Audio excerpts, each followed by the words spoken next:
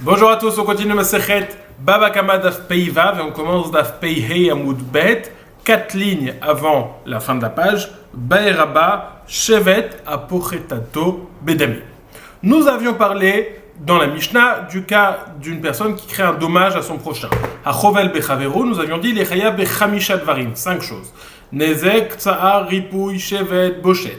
Nezek, le dommage. Tsahar, la souffrance. Ripouille, les frais médicaux. Shevet, les chômages. Et Bochet, la honte qu'il a pu ressentir. Maintenant, on va se poser la question, est-ce que lorsque j'ai créé un dommage, lorsque quelqu'un a frappé son ami, il a créé un dommage qui va guérir par la suite? C'est ce qu'on appelle une chaboura des sofa larzor. Un coup qui va finir par disparaître. Est-ce qu'il y a un nezek à payer ou pas? Est-ce que, étant donné que si maintenant je vais sur le marché des esclaves, on va voir qu'il y aura une diminution de valeur, donc je dois payer cette diminution de valeur? Ou alors va-t-on dire, étant donné que lorsque la reconvalescence sera terminée, quand il va se remettre à travailler, il sera guéri complètement, et donc il n'y a pas de dommage qui aurait été constaté. Comment aborder ce type de sujet? Tosfot il dit, si c'est clair à tout le monde que ça va guérir, évidemment il ne doit rien payer puisque finalement ça va guérir, il n'y a aucune diminution de valeur.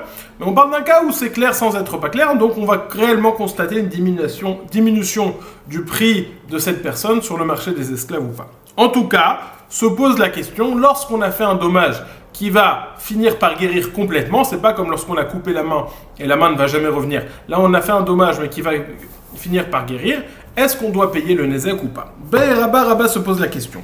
Shevet apochetato bedami mahu. Si il a fait un coup qui l'entraîne à être sous convalescence pendant disons 2 semaines, et au bout de cette convalescence, il n'aura plus aucun dommage, il aura guéri complètement. Apochetato bedami, d'un côté il a le shevet, d'un côté il a perdu de la valeur, mais uniquement pendant cette période de chômage. Mahu. Que doit-il payer? Dit la Gemara echidame, de quelqu'un parlons-nous, quel est l'exemple? Kegon sheikao al yado vetsimta, yado vesofa larzor.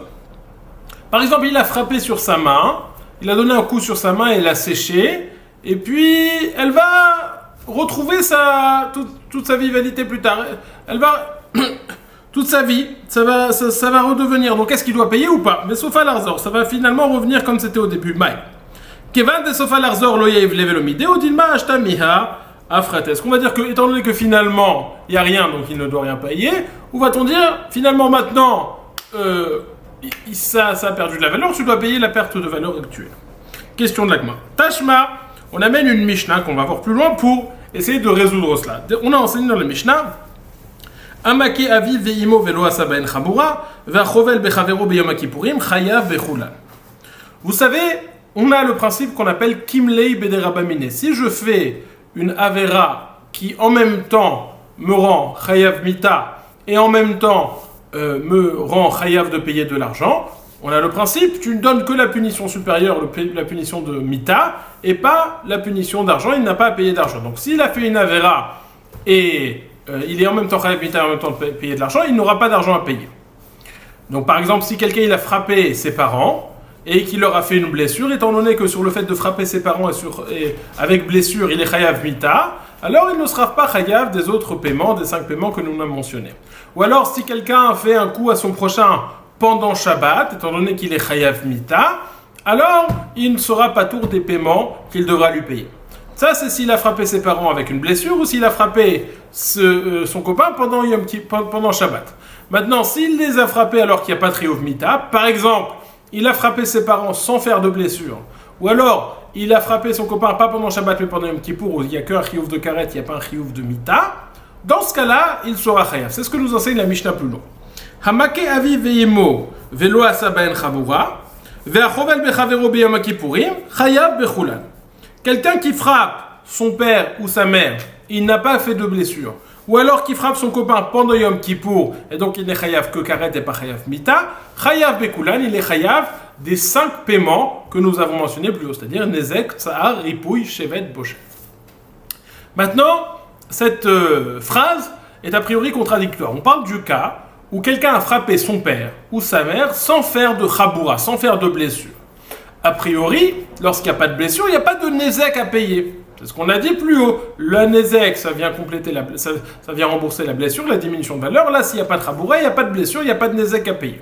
D'un autre côté, la Mishnah nous finit en disant Chayav Bekulan, il a l'obligation de payer les 5 paiements. Quels sont les 5 paiements? Nezek, Tsahar, Ripouille, Shevet, Bochet.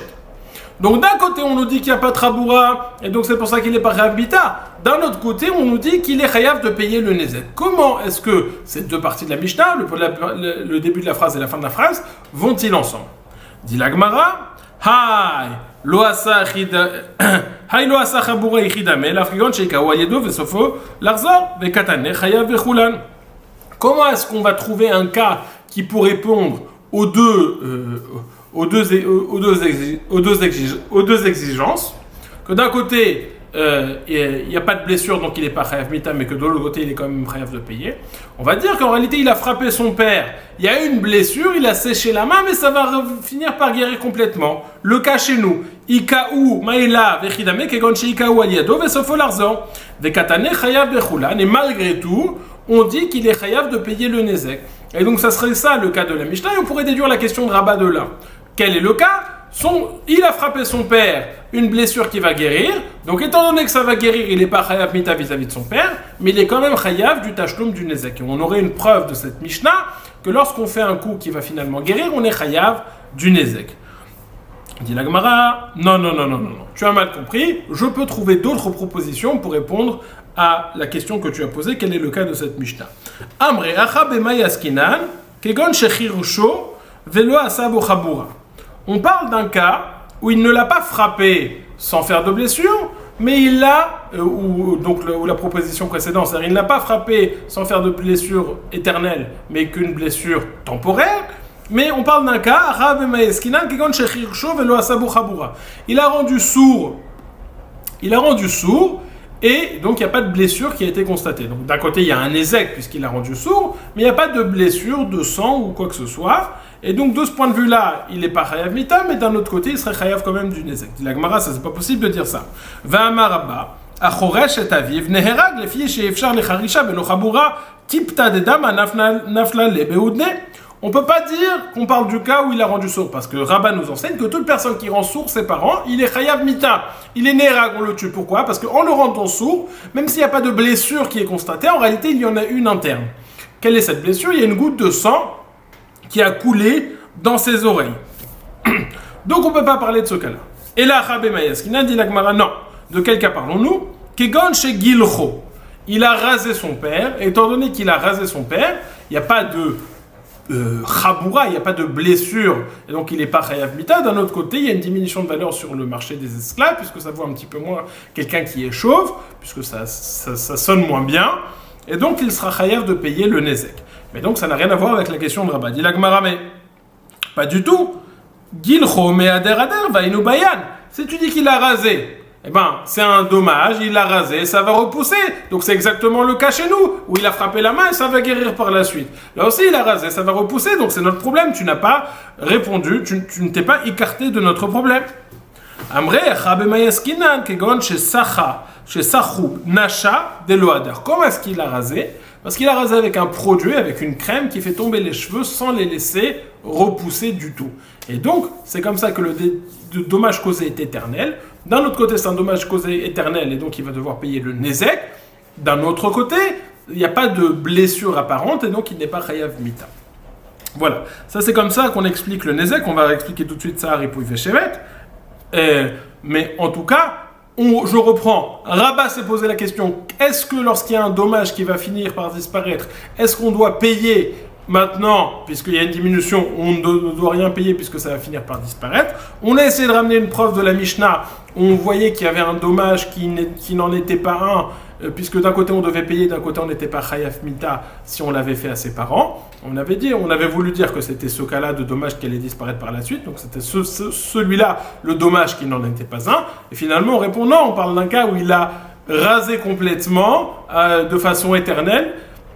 C'est-à-dire avec une crème qui ne va pas laisser repousser les cheveux. Et donc c'est pour ça que c'est un dommage sans qu'il soit chayav mita. Et ça n'a rien à voir avec la question de Rabat.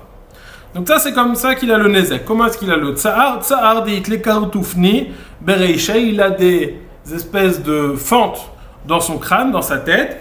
Étant donné qu'il lui a mis cette crème, ça le fait hurler de douleur. Ripouille des baillés à souiller, ripouille, il doit payer les frais médicaux parce qu'effectivement il y a besoin de le guérir. Chevet de ave meraket bekoubi des baillés merve gavne berecha velo marve beinu kartoufni. Pourquoi est-ce qu'il doit payer le chômage? Pourquoi est-ce qu'il peut plus travailler cette personne? Il a juste mal à la tête. Il dit oui parce que son métier c'était de danser, de faire le clown dans le marché et de montrer des choses sur sa tête. Là, étant donné qu'il a ses fentes qui lui font mal, il peut plus montrer ces choses sur sa tête et donc il peut plus faire son métier proprement. Bochette, en lecha bochette gadol misé. La honte, il n'y a pas de plus grande honte que ça, que de ne pas avoir ses cheveux. Dit la Gemara. C'est comme ça qu'on a résolu cette Mishnah, et ça n'a plus rien à voir avec la question de Rabat. Donc la question de Rabat reste toujours entière. Lorsque je fais un dommage qui va finir par disparaître, est-ce que je dois payer ou pas? Dit la Gemara. Ou milta des baye les Rabat pshitale les abaye les argissa ou les Rabat les hargissa. Quelque chose, cette question qui est que Rabat avait, Rava et Abaye, eux avaient la réponse, était très clair sur la réponse. Lui, il avait un doute, un safek. Eux connaissaient la réponse, c'était très clair. L'un dans un sens et l'autre dans l'autre. C'est-à-dire, Deitmar, car il a été dit, Ikao ayado vetsimta vesofo larzor. S'il a frappé sur sa main, elle a séché et elle va finir par guérir. Abaye amar notenlo shevet gedola veshevet ketana. Verava omer eno notenlo ela demeshifto shebecholion bayom. Abaye nous dit, il doit lui donner le grand chevet et le petit chevet, le grand chômage et le petit chômage, c'est-à-dire le grand chômage, c'est la valeur même de la main, de la blessure, ce qu'on appelle le nezek, et après il doit lui donner le chevet ketana, le chômage, le fait qu'il ne peut plus travailler pendant cette période en tant que gardien de concombre. Rava nous dit non, il ne lui paye pas le nezek, puisque c'est quelque chose qui va réapparaître, qui va revenir par la suite, mais il doit quand même lui payer le chevet, les frais de chômage jour après jour. Alors là, il y aura une différence avec Abaye, puisqu'étant donné qu'il ne lui a pas payé la valeur de sa main avant, donc il doit lui donner la valeur de son vrai travail qu'il ne peut plus faire maintenant. Si selon Abaye, il doit lui payer uniquement le salaire d'un gardien de concombre, selon Rava, il doit lui donner le réel salaire du métier qu'il pouvait faire avant, qu'il ne peut plus faire maintenant. Itmar, il a été dit, on va poser une question similaire entre Abaye et Rava, au sujet de quelqu'un qui coupe la main d'un esclave juif de son prochain. Et on va se poser la question, à qui doit-il donner l'argent? Est-ce qu'il doit donner à l'esclave ou est-ce qu'il doit donner au maître? Itmar, il a été dit à côté à Yad Eved Ivri Shel Chaveru, quelqu'un qui coupe la main d'un esclave juif, Eved Ivri de son ami. Abaye, à qui doit-il donner? Abaye Omer, noten lo shevet gedola le Eved, ve shevet ketana le Rav. Abaye nous dit apparemment logiquement, il donne le shevet gedola, c'est-à-dire le dommage qui a perdu sa main, c'est l'esclave, donc on lui donne ça à l'esclave, ve shevet ketana le Rav. Et le fait que le maître, que l'esclave ne peut plus travailler, le frais de chômage, on le donne au maître, puisque le travail appartient au maître. Alors, et ce cas-là ressemblerait, alors vous me direz, le maître avant, cet esclave, il pouvait faire plein de choses, maintenant il ne peut plus que garder des concombres, c'est vrai, mais même s'il était tombé malade tout seul, le défaut, ça revient au maître, et donc ça n'est pas différent. Donc Abaye nous tranche les choses de façon très claire, le dommage, ça revient à l'esclave, et le chevet, ça revient au maître. Rava nous dit non, Akol inaten levet, on donne le dommage et l'esclave, pardon. Akol inaten levet, on donne le dommage et le chômage, tout, on va le donner au Eved, à l'esclave. Ah, maintenant, le maître, il avait du travail, maintenant il a plus de quoi travailler. Vigila karben karka ve'arav ochel perot. Il va prendre, avec ce que l'esclave a reçu, il va devoir acheter un terrain, et le maître va pouvoir profiter des fruits de ce terrain, et donc c'est comme ça qu'il va se faire rembourser. Donc selon Abaye, il se fait rembourser, puisqu'il va recevoir directement le chevet, les frais de chômage, tandis que selon Rava, il se fait rembourser parce que l'esclave a acheté un terrain, duquel le maître va pouvoir profiter. Dit la Gemara, pshita pichet etzel atzmo vetzel rabo, le pichet, c'est évident que si le dommage, si la perte n'incombe qu'à l'esclave et pas au maître, par exemple s'il lui a coupé le bout du nez ou alors le bout de l'oreille, eh ben il donne tout à l'esclave et il donne pas au maître. La question se pose entre Abaye et Rava, c'est Pichet etzel rabo. Pour L'Uktad et Abaye et Rava, il y a une diminution, c'est-à-dire que l'esclave ne peut plus travailler comme avant. Là, il y a une perte qui se trouve chez le maître. Et donc il y a discussion entre Abaye et Rava, comment le maître va-t-il récupérer cette perte, ou en récupérant directement les frais de chômage, ou alors en utilisant le terrain qui sera acheté par l'esclave avec l'argent qu'il a reçu. Voilà. Donc, résumé, Rabat a posé une question, lorsque je fais un dommage qui va finir par disparaître, est-ce que je dois payer ou pas? Rabat, il est resté en safek. Abaye et Rava avaient la question tranchée. Abaye nous dit, il doit tout payer, il doit payer le Nézek, tandis que Rava nous dit, il n'a pas de Nézek à payer. Continuons dans la Gemara. Nous avons dit dans la Mishnah, au sujet de Bochet, au sujet de la honte, nous avons dit, Akol les filles à Mevayesh, Vamid Bayesh. Tout dépend de qui fait honte et à qui on a fait honte. C'est-à-dire, selon le principe, selon la supposition, que quelqu'un qui était plus riche ou qui avait plus de kavod, et ben lorsqu'on lui faisait honte, la honte était plus grande que quelqu'un qui est pauvre et qui avait moins de biens. Lorsqu'on lui faisait honte, la honte est plus petite. Et donc c'est pour ça qu'il faut analyser à chaque fois. Dit la Gemara, on va voir qu'on a différentes chitotes dans cela, comment évaluer la honte. Manématiti, dit la Gemara, qui est l'auteur de notre Mishnah? Le Rabbi Meir, le Rabbi Yehuda et là le Rabbi Shimoni. Ça a l'air d'être ni la chita de Rabbi Meir, ni celle de Rabbi Yehuda, mais bien la chita de Rabbi Shimon. Dites-nous, car nous avons enseigné dans une Mishnah. Vechulan roinotan, kilu hen bnei chorin, sheyardu minechesem, shen bnei Avraham, Yitzhak v'Yakov, dit Rabbi Meir. Rabbi Yehuda omer gadol lefi godlo v'akatan lefi kotno. Rabbi Shimon omer ashirim roim otam kilu hen bnei chorin, sheyardu minechesem, aniyim keprotim shebahem.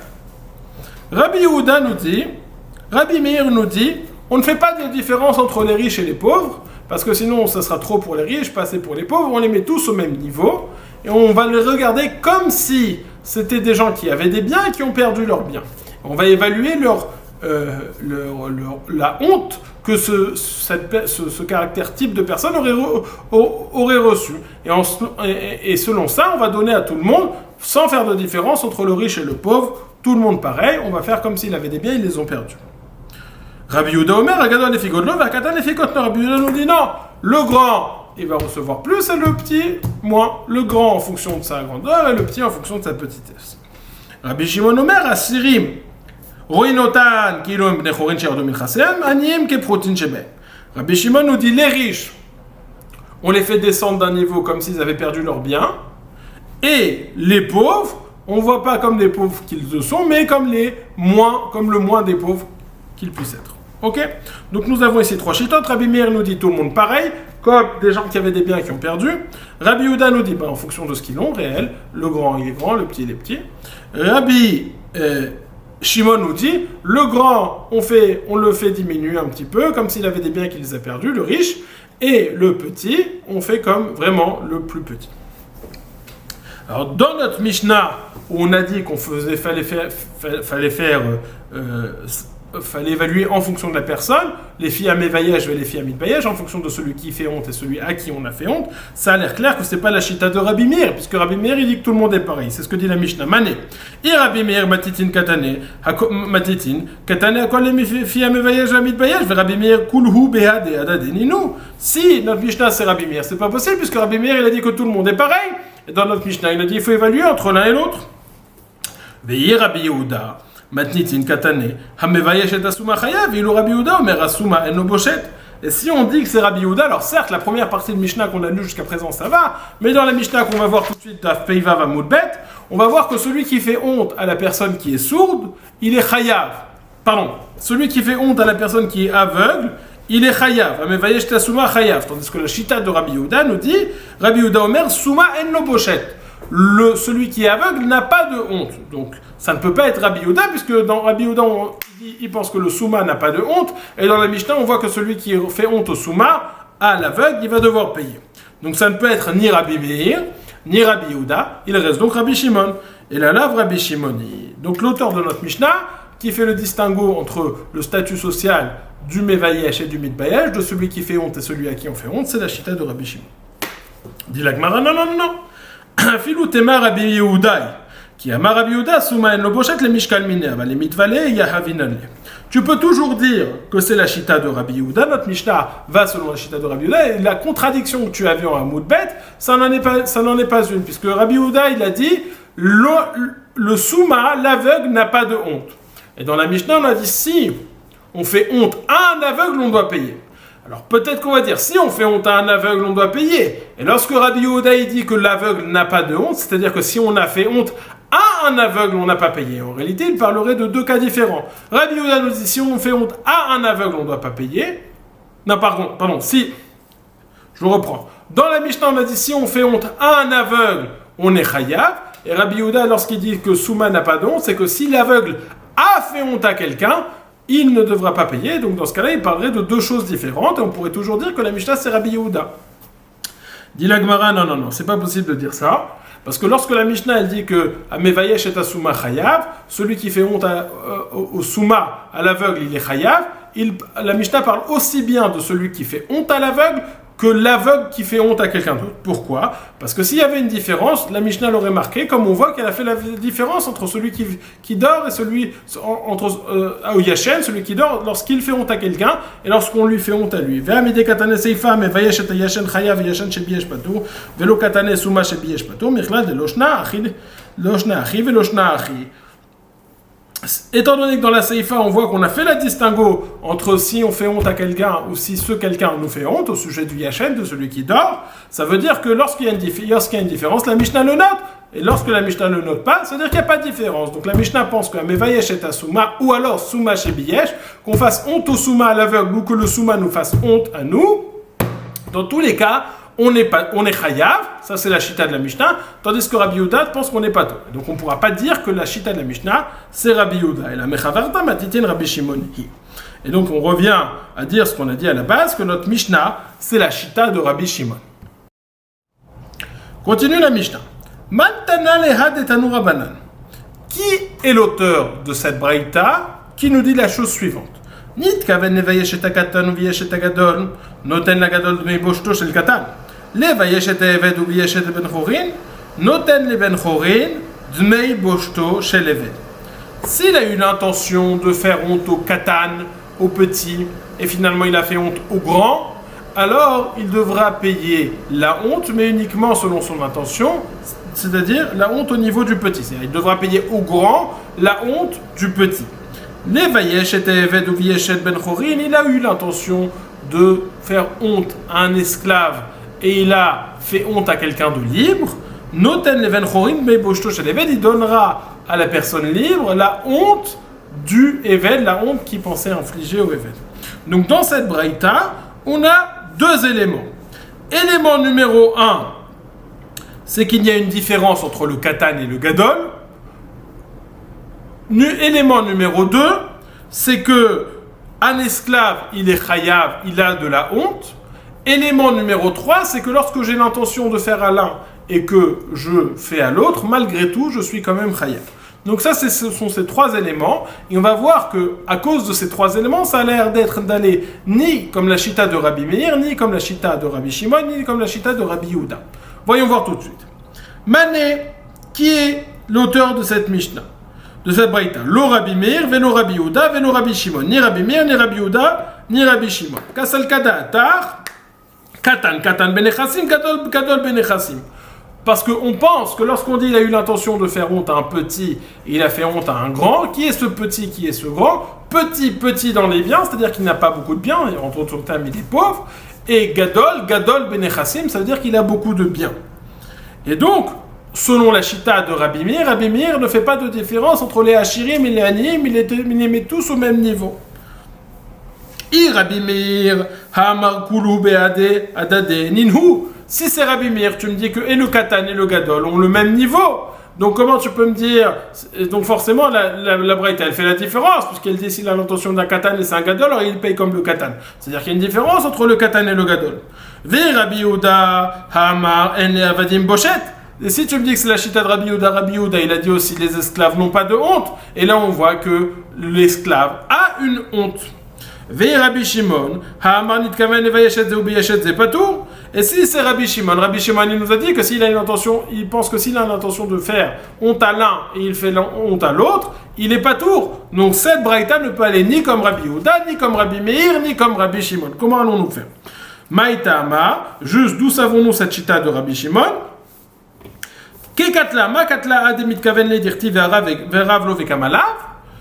עד שהתכוון לו, בושת נמי עד מתכוון לי, דכתיב ושלחה את ידיו יחזיקה במבושיו, עד שהתכוון לו. De la même façon, il dit, comme lorsque quelqu'un qui tue, il n'est chayav que il aura l'intention de cette personne en particulier, comme le verset nous dit, Ve'aravlo, il lui a tendu un piège, Ve'kamalav, et il s'est tenu sur lui, donc il savait sur qui il se tenait. De la même façon, il est dit au sujet de la honte, Ve'shalcha yadav yachzika b'mavoshav, elle a jeté sa main, elle a tenu, serré ses bourses à lui, donc il savait qu'elle faisait référence à cette personne en particulier. Et donc s'il pensait toucher quelqu'un d'autre, faire honte à quelqu'un d'autre, il ne sera pas tour selon la chita de Rabbi Shimon. Alors dit la Gemara, cette braïta, qui va-t-on dire qu'elle va? Léolam dit la Gemara, Rabbi Yehuda. Ça va selon la chita de Rabbi Yehuda. Ah, tu m'as dit que Rabbi Yehuda, on a une question, parce que dans la Mishnah, on voit que les esclaves ont de la bochette, puisqu'on a dit s'il a eu l'intention de toucher un esclave et finalement il a touché quelqu'un d'autre, et ben il lui paiera la honte de l'esclave. Et Rabbi Yehuda d'un autre côté, lui, il a dit que les esclaves n'ont pas de honte. Dit la Gemara, Vechikama Rabbi Yehuda, il a dit Bochet le midvalehu, avale misham shayminan behu. Dit la Gemara, lorsque Rabbi Yehuda a dit que les esclaves n'ont pas de honte, c'est pour ne pas leur donner. Mais si vis-à-vis de simple procédé d'évaluation, puisque là on va évaluer la honte qu'il aurait reçue si c'est arrivé chez lui, ça peut fonctionner, il peut être d'accord. Rabbi Meir, je peux te dire que même ça va selon la chita de Rabbi Meir, mais pourtant selon Rabbi Meir on a posé la question, toi tu fais la différence entre Katan et Gadol, et Rabbi Meir il a dit oui mais Achir et Ani, riche et pauvre, c'est au même niveau. Vechi Katane, Katan ben... Mi savart gadol ben echassim katan ben echassim lo gadol mamash ve katan mamash. Et lorsqu'on parle de gadol et katan, on ne parle pas de gadol ben echassim ou katan ben echassim, de bien ou de petit en bien, de grand ou de petit en bien, mais on parle de grand réellement grand et petit réellement petit. Et donc Rabbi Meir est d'accord, quand bien même les pauvres et les riches il les mettrait au même niveau, grand et petit, il est d'accord qu'il y a une différence entre la honte de quelqu'un de grand et la honte de quelqu'un de petit. Dit la Gemara, mais si on parle réellement d'un petit, est-ce qu'un petit ressent de la honte? Dit la Gemara, oui, Katan Barbochet, tout. Dit oui, in Kedamara Papa de Michlemu Leo Michla, Machanami de Michlemu Le, Achinami de Michlemu Leo Michla. On parle d'un Katan que lorsqu'on lui fait honte, il ressent ça, et lorsqu'on lui rappelle qu'il a eu honte, il est gêné, il a honte. Donc effectivement, donc cette Mishnah, cette braïta qu'on a ramenée peut aller selon la Shita de Rabbi Yehuda ou de Rabbi Meir.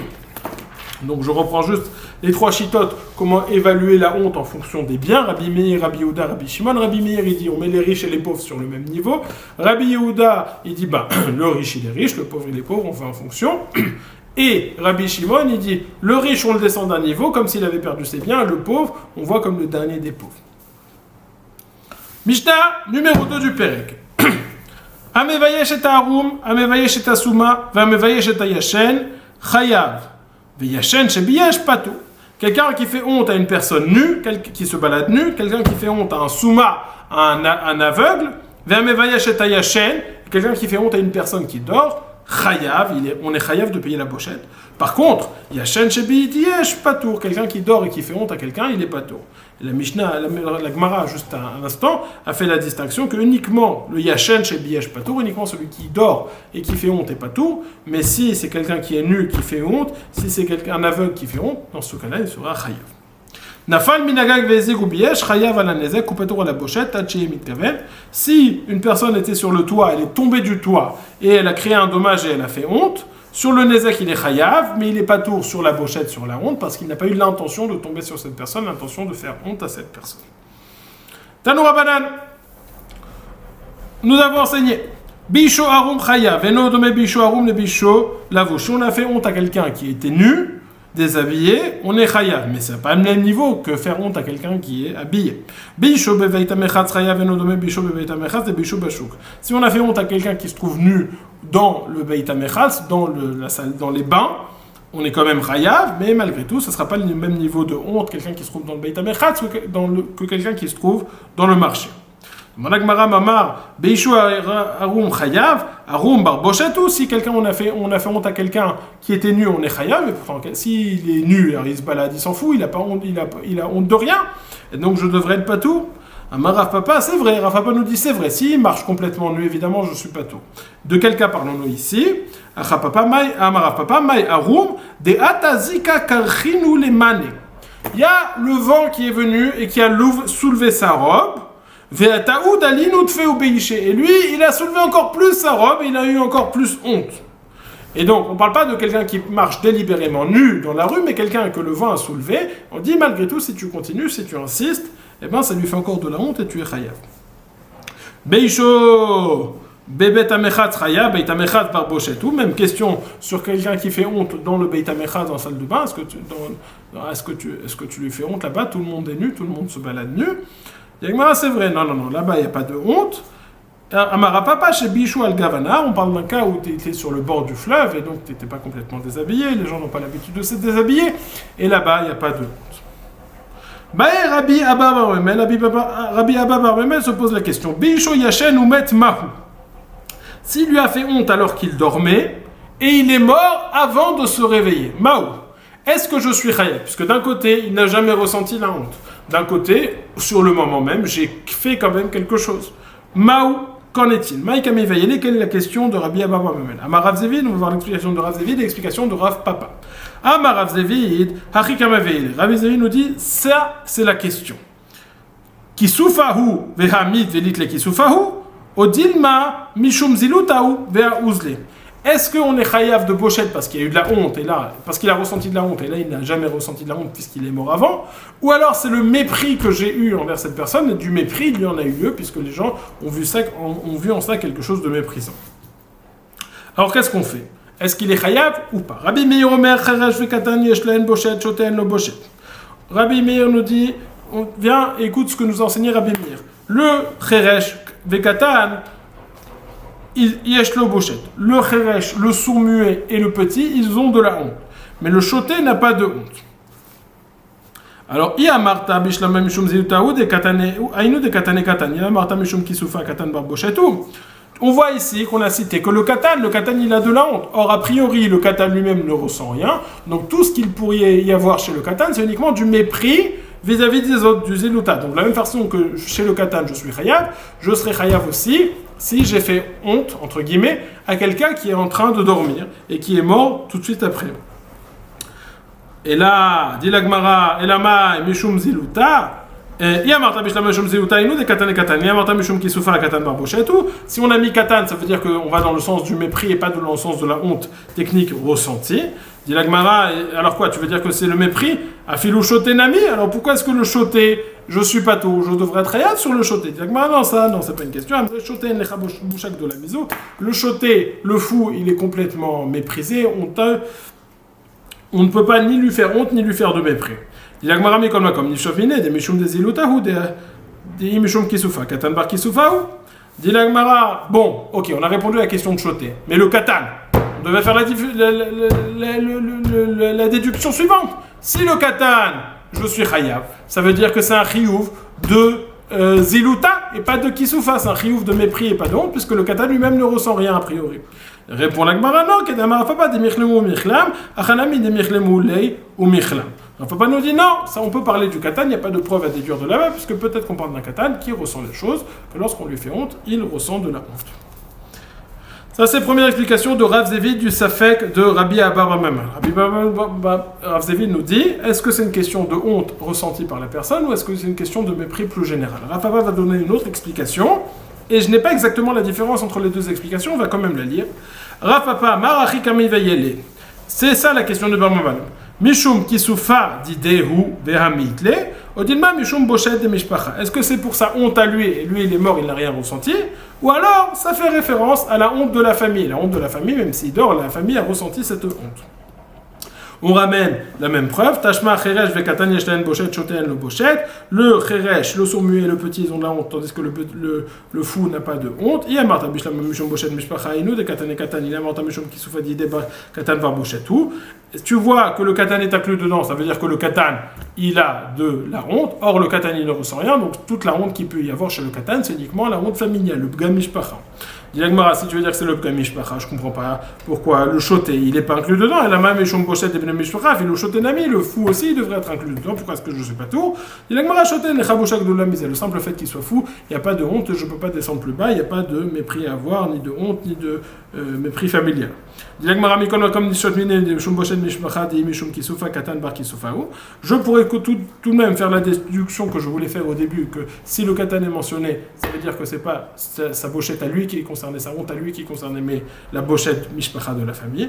Amara papa, in de michlemu lei ou michlam, on parle d'un Katan qui ressent de la honte, et que si on lui rappelle ça, il va avoir honte. Vatania, comme on voit, qu'on a enseigné dans une braïta, qu'est-ce qu'on a enseigné dans une braïta? Rebi Omer Cheresh yesh lo bochet shoten lo bochet, Katan pamim yesh lo bochet pamim en lo, hade michlomele, ha ou michlam, hade michlomele, velo michlam.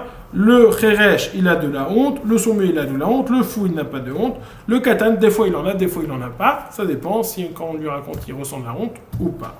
Voilà, on a fini le Daf Peva, on va s'arrêter ici, parce que on va s'arrêter ici tout simplement. Résumons en quelques mots ce que nous avons vu. On avait vu, lorsque je donne un coup et qu'il va finalement guérir, est-ce que je dois payer ou pas le Nezek? Shitat Rabba, qui a un Safek, Abaye, qui tranche que je dois donner, Rava, qui tranche que je ne dois pas donner. On a vu, lorsque on évalue la honte, comment est-ce qu'on va évaluer en fonction des biens? Quelle différence entre les riches, les pauvres, etc. La Shitat de Rabbi Meir, qui met tout le monde sur le même piédestal, Rabbi Yehuda, qui dit chacun combiné, et Rabbi Shimon, qui fait tout le monde descendre d'un niveau. Ensuite, nous avons vu la Mishnah. On a vu qu'en réalité, si on fait honte à quelqu'un qui n'a pas de honte, par exemple, quelqu'un qui se balade nu, je suis pas tour. Quelqu'un dans les bains, je suis pas tour. Uniquement si il se balade nu, mais c'était pas sa faute. Par exemple, le vent a soulevé ses habits. Ou alors s'il n'était pas dans le bain, mais au bord du fleuve. Abba Bar Memel s'est posé la question, que se passe-t-il s'il a fait honte à quelqu'un qui dormait et il est mort avant de se réveiller? Donc lui-même n'a pas ressenti. Et ça est resté en tant que question. Passez une excellente journée.